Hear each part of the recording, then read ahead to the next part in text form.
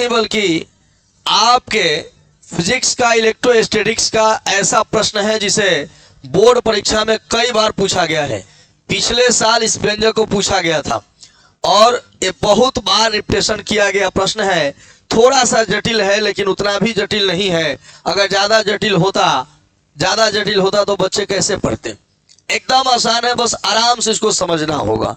इसमें समझने में समय लगेगा। एक एक कंसेप्ट को मैं समझाऊंगा और एक एक कंसेप्ट आपके दिमागों तक जब तक पहुंचाऊंगा नहीं तब तक मैं इसमें आगे बढ़ने वाला नहीं हूं। देखो, विद्युतीय द्विध्रुव, पहले तो विद्युतीय द्विध्रुव हमें आना चाहिए कि भाई ये है क्या। आप जानते हैं एक तरफ माइनस क्यू रहता है, एक तरफ क्या रहता है, एक तरफ प्लस क्यू रहता है। एक तरफ प्लस क्यू रहता है और एक तरफ जो है वो माइनस क्यू रहता है।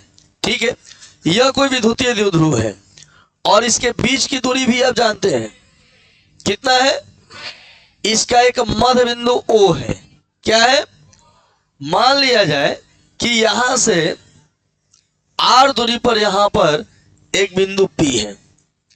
इसमें एक ही व्यंजक में अक्षीय निरक्षीय दोनों निकाल देता हूं। एक ही व्यंजक में दोनों हो जाएगा। देखिएगा कैसे।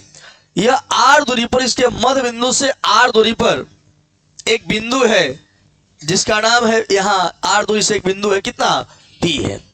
ये जो O बिंदु है उससे R दूरी पर एक बिंदु क्या है, P है। अब सबसे बढ़िया बात तो यह है कि हमें इसको मिला देना चाहिए। यहां से यहां, यहां से यहां। हमें सिर्फ यह डिस्टेंस मालूम है, सिर्फ हमें यह डिस्टेंस मालूम है कि कितना है, R है। यह डिस्टेंस हमें मालूम नहीं है, ये क्या है, R1 है। यह क्या है, R2। हो सकता है ये दोनों दूरी क्या है, अलग अलग। ये प्लस क्यू से यहाँ की दूरी क्या है, R है, R1 है, और यहां से यह क्या है, R2। ये 2A है बबुआ, तो मध्य बिंदु से तो यह A और यह A ना हो जाएगा, हो जाएगा ना। एकदम दिमाग में कहीं भी कंफ्यूजन हो आपको पूछने की जरूरत नहीं है, क्योंकि आपके दिमाग में कंफ्यूजन उत्पन्न नहीं होगा। ये माइनस क्यू और प्लस क्यू क्या है, द्विध्रुव है, विद्युतीय द्विध्रुव है। और यहां से एक मध्य बिंदु है क्या, O, और यहां से R दूरी पर एक बिंदु है क्या, P। जहां हमें ज्ञात कर लेना है क्या, विद्युतीय विभव। क्या ज्ञात करना है, हमने क्या किया कि इस माइनस क्यू से और ये प्लस क्यू से भी क्या कर दिया, मिला दिया। ठीक है, यहां तक कोई दिक्कत नहीं है। अब क्या करना है, मान लिया गया कि यह दूरी जो है कितना है, R1 है, और यह दूरी कितना है, R2। ये भी मान लिया जाए कि यह कोण क्या है, थीटा है। आप जानते हैं कि पूरा कोण जो होता है, किसी रेखा पर एक ही तरफ बनने वाला कोण 180। तो यह जब थीटा होगा भाई, तो यह 180 माइनस थीटा होगा। ये पूरा जब 180 होता है पूरा, और उसमें से यह कोण जब थीटा है तो इधर का कोण 180 माइनस थीटा है। ठीक है, तो अब बात यहां पर यह है कि भाई अब प्लस क्यू के कारण निकाल लिया जाए और माइनस क्यू के कारण आवेश निकाल लिया जाए, और उसके बाद क्या किया जाए, दोनों को जोड़ दिया जाए, ना हो जाएगा। अब क्या कर रहे हैं कि हम लिखेंगे कि भाई प्लस क्यू के कारण बिंदु P पर विद्युतीय विभव V1 बराबर, हम तो अब ही जान रहे हैं कि भाई प्लस क्यू होगा तो विभव का मान प्लस में होगा, और माइनस क्यू होगा तो विभव का मान। एक कंसेप्ट क्लियर है हम लोगों का। तो इसका क्या हो जाएगा सूत्र, Q बटा 4πε0। यह दूरी कितना है, तो क्या लिखेंगे, ये तो हो गया। अब इसी प्रकार क्या निकालेंगे, माइनस क्यू के कारण बिंदु P पर विद्युतीय विभव। क्या निकालेंगे, विद्युतीय विभव। ये मान लेते हैं कितना होगा, आप बताइए। जब आवेश है माइनस तो विभव का मान भी क्या होगा, ये मान रहे हो ना, और सूत्र भी जान रहे हो, केवल मान भी नहीं रहे हो, सूत्र जान भी रहे हो, 4πε0 R। अब मैं चाहता हूं यहां R2 हो जाएगा, दूरी कितना है, R2। अब देखो यहां दो गो आवेश है, दोनों आवेशों के कारण बिंदु P पर निकालना है ना। कोई आपको 5 रुपया दिया और कोई दूसरा व्यक्ति आपको 7 रुपया दिया, तो टोटल क्या हो जाएगा 12। और विभव अदिश राशि है, झमेले नहीं है कि भाई उसको सदिश नियम से जोड़ना है, सीधा सीधी क्या कर देंगे, जोड़ देंगे। तो अतः लिखेंगे, अतः बिंदु P पर कुल विभव, अतः बिंदु P पर कुल विभव V बराबर क्या होगा, V1 प्लस V2। तो यहां स्पष्ट हो रहा है कि V1 का मान कितना आया था, इसका मान क्या आया है 4 पाई एप्सिलॉन नॉट। बात यहीं से शुरू हो रहा है, कॉमन निकलेगा Q by 4 pi epsilon not 1 by R1 minus 1 by, समस्या गंभीर हो गया, समीकरण 1 हो गया। समस्या गंभीर हो गया कि भाई R1 और R2 तो दिया नहीं है, सिर्फ वो तो हम माने हैं ना, दिया था R दूरी, कितना दूरी, यहाँ R1 और R2 है। तो अब ये कैसे होगा, अब तो बड़ा गड़बड़ है। तो नियम कुछ ना कुछ बनाया गया है सब चीज के लिए। यहाँ पे हम देखेंगे त्रिभुज यहाँ दिखाई दे रहा होगा, ये त्रिभुज दिखाई PO, यहाँ कुछ मान लो ये A है और ये क्या है B है। आप देखो त्रिभुज POB में, किसमें, त्रिभुज POB में आप देख पा रहे होंगे, इसमें कोण का मान दिया हुआ है थीटा दिया है, कोण का मान कितना दिया है, त्रिकोणमिति का सूत्र कहता है कि अगर कोण के सामने वाला अगर भुजा का मान ज्ञात करना है तब उसका सूत्र क्या होगा, यही बात का विचार करेंगे।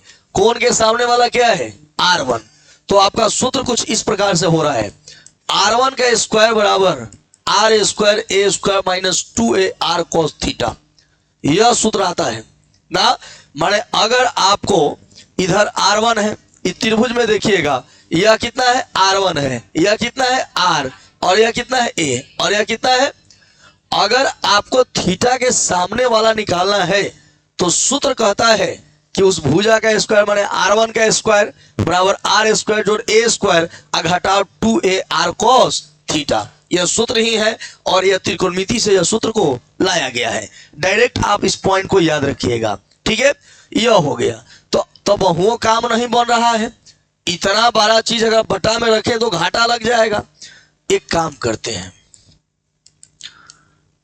R स्क्वायर कॉमन लेते हैं।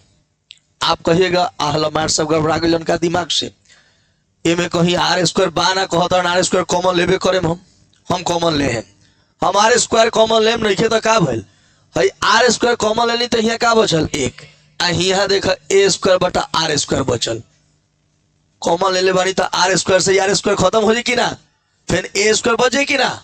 सवाल पर कोनो फर्क पड़ी, कोनो फर्क ना पड़ी।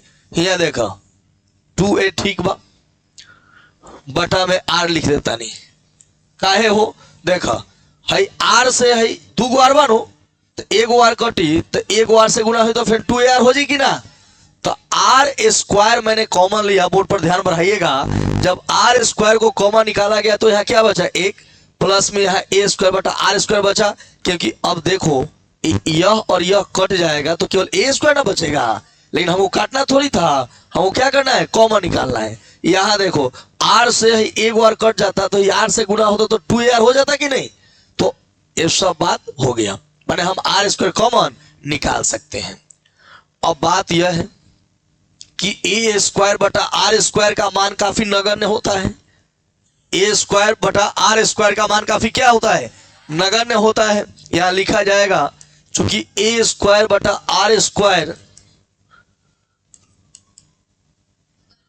नगण्य मानने पर यहाँ A स्क्वायर बटा R स्क्वायर को नगण्य मानने पर क्या होगा भाई, सूत्र में तब तो खरे हट गया, अब तो A चुनौती खत्म हो गया, बचा क्या -2AR cos, ठीक है।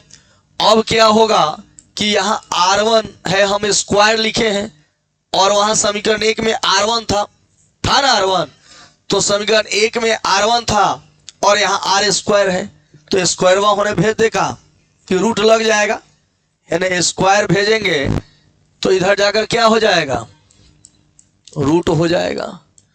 अब यहीं से तो दिक्कत है कि अब क्या किया जाए। अब R1 बराबर है रूट है तो छलक कर बाहर भाग आएगा, आर स्क्वायर है तो बाहर आ गया आर, लेकिन अब इसका रूट कैसे निकालेंगे, तो इसका तो रूट नहीं निकलेगा। तो रूट नहीं निकलेगा तो रूट के बदला में आप जानते होंगे, शायद पहले पढ़े होंगे कि हम 1/2 लिख सकते हैं। वर्गमूल नहीं निकलेगा तो रूट को हटाकर रूट के बदला में क्या लिखेंगे, पावर में 1/2। पावर में 1/2 का मतलब है रूट होता है, ठीक है। तो रूट लिखो चाहे पावर में 1/2 लिखो, कोई फर्क नहीं पड़ेगा। अब बाइनोमियल मुझे याद आ रहा है, बाइनोमियल याद आ रहा है कि अगर आप किसी एक में से बहुत छोटे संख्या को घटाते हैं तो ये जो पावर में है वो बगल में आ सकता है, ऐसा लिखा जा सकता है। तो यहाँ पे वही काम यहाँ हो रहा है। यहाँ पे एक और पलटी मारते हैं, ये R1 है ना, लेकिन हमें समीकरण 1 में क्या लिखा था, 1/R1 क्या लिखा था। अब क्या करें, अब 1/R1 करेंगे तो यह 1 तो R हो जाएगा, लेकिन इसको बटा कैसे करें, तो इसको बटा नहीं कीजिएगा ना, जब पलटिएगा नहीं तो ऊपर क्या लगा दीजिएगा, पावर में माइनस। अगर आप किसी को पलट नहीं सकते हैं तो ऊपर में क्या लगाना होगा, माइनस लगाना होगा। यहां तक हो गया। अब बाइनोमियल आता है, कहता है कि अगर एक में से अगर आप घटा रहे हैं तो ऊपर वाला जो पावर है वह इसके आगे आकर लग सकता है। बाइनोमियल कहता है 1/R1 बराबर 1/R 1 माइनस ये जो -1/2 है ना, ये इसके आगे लग जाएगा, -1/2 इधर लग जाएगा, 2AR cos थीटा, पावर ऊपर से गायब हो गया। अब क्या होगा, 2 से 2 कटेगा, क्या आ रहा है भाई, 1/R1 1/R minus minus plus A/R cos theta आ गया। ये अंतिम प्रारूप आ गया। ये 1 सिर्फ R1 का मान आया, अभी 1/R2 बाकी है। लेकिन आप कहिएगा कि सर 1/R2 तब तो बिहान हो जाएगा। नहीं, मैथ का दिमाग लगाइएगा तो छोटा हो जाएगा। देखिए कैसे, इसी प्रकार 1/R2 निकालना है ना, निकालिए आप 1/R cos, वहां थीटा नहीं था, 180 माइनस थीटा था, समझ रहे ना। वहां R2 निकालना है तो R2 के तरफ क्या था, थीटा नहीं था, वह 180 माइनस क्या था, बस हम थीटा के जगह क्या बैठा दिए, 180 माइनस थीटा, बस काम में बन गया।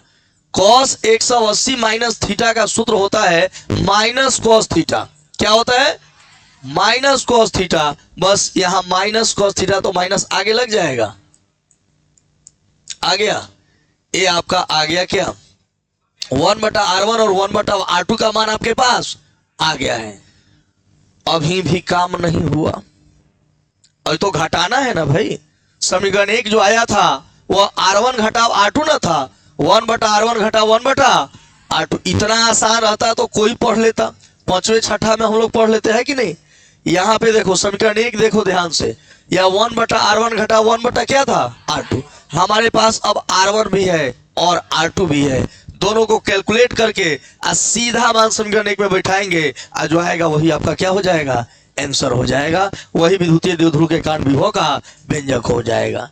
आइए अब करते हैं 1/R1 घटा 1/R1। थोड़ा सा ध्यान दीजिएगा तो हो जाएगा। 1/R1 यही ना मान दिया है, इसमें भी 1/R है, इसमें भी 1/R, कॉमन ले लें, निकल गया। घटाना ही ना है तो 1 + A/R cos थीटा है, घटाना है इसको ना 1 - A/R cos थीटा, इसको क्या कर देना है, घटा देना है। दोनों में 1/R था तो मैंने कॉमन निकाल दिया, और ऊपर वाला लिख दिया, घटाव में है नीचे वाला को लिख दिया ना। अब देखिए, अब इसके आगे का खेल, 1/R1 घटा 1/R2 बराबर 1/R। तनी सा हल्का दब लगाओ, -1 हो जाए, अब माइनस माइनस क्या हो जाए, हो जाएगा, कुछ कटी हल्का तकबो तो है छोट होता बुझाता ना। बाप रे बाप, लड़का यही सनो ना पढ़े के चाहे सन हो ना, लेकिन एमे घबराए के बात नहीं खे। हो देखो पसीना लागल फेंके, हो देखो लाल पंखा चलावे, अरे पंखा बंद ना करे, मार दे पाला, मुंह हो जाए काला, मारेगा पाला तो मुंह हो जाएगा काला, डॉक्टर लगाने लगेगा बार बार आला। हाँ, आ कही कि लागो तो बबुआ के मार दे बा पाला। ए बटा आर कोस थीटा आ ए बटा आर कोस थीटा दोनों एक जैसा है, दोनों एक जैसा है तो क्या लिखेंगे, जोड़ देंगे ना, 2ar cos थीटा हो गया। अब ए हुआ सबसे छोटा रूप, 1/r1 घटा 1/r2 बराबर 2a cos थीटा बटा r में r से गुना होगा, तो हम लोगों ने 1/r1 माइनस 1/r2 पर फतेह प्राप्त कर लिया। इसको सीधा समीकरण 1 में पुट करेंगे और आपका काम खत्म। आपका काम खत्म नहीं, इक्वेशन 1 से v बराबर क्या था, q बटा 4 पाई एप्सिलॉन 1/r1 वाला था ना, 1/r1 घटा 1/r2, तो हम सीधा मान बैठा दें, क्या है 2a cos थीटा बटा में है ना, क्या करेंगे भाई 2aq cos थीटा बटा 4 पाई एप्सिलॉन r स्क्वायर। आप ईमानदारी से बताइए 2aq किसका सूत्र होता है, तो p cos theta 4 pi epsilon not, मतलब आपने द्विध्रुव विद्युतीय द्विध्रुव के कारण विभव का व्यंजक प्राप्त कर लिया है कि p cos theta by 4 pi epsilon not r square. अब आप कहिएगा कि सर अगर अक्षीय पूछ देगा तो, सर निरक्षीय पूछ देगा तो, कुछ नहीं करना है। अक्षीय का मतलब अक्ष पर 0 डिग्री, थीटा का मान 0 डिग्री, और निरक्षीय पूछेगा तो थीटा का मान 90 डिग्री। अब देखो पूछेगा, कोनो लड़का कहेगा सर अक्षीय पर क्या होगा, अक्षीय पर विभव p cos, नहीं अक्षीय पर कितना degree 0 degree 4 pi epsilon not, तो ईमानदारी से बताओ cos 0 के मान होला कि ना होला, तो होला, तो है देखा p बटा 4 पाई एप्सिलॉन नॉट का हो जाता, हो गया। आ कोनो लड़का कहे सर निरक्षीय पर तो नहीं बता दी तुम जान जाए, p cos निरक्षीय पर कितना डिग्री 90 डिग्री और 4 pi epsilon not r square, साफ साफ कह cos 90 के मान कितना होला, मतलब ई हो गए कि निरक्षीय स्थिति पर विद्युतीय विभव का मान शून्य होता है। आपने यह व्यंजक देखा कि भाई विद्युतीय द्विध्रुव के कारण विभव का मान कितना होगा और अक्षीय पर कितना होगा, और निरक्षीय पर विद्युतीय द्विध्रुव का मान, विद्युतीय द्विध्रुव के कारण अक्षीय स्थिति पर विद्युतीय विभव का मान p बटा 4 pi epsilon not r square होता है, जबकि निरक्षीय स्थिति पर विद्युतीय विभव का मान शून्य होता है। यह ऑब्जेक्टिव में आता है कि भाई किसी विद्युतीय द्विध्रुव के कारण उसके निरक्षीय स्थिति पर विद्युतीय विभव का मान कितना होता है, कितना होता है 0 होता है। और एक कंप्लीट व्यंजक मैंने साबित कर दिया है।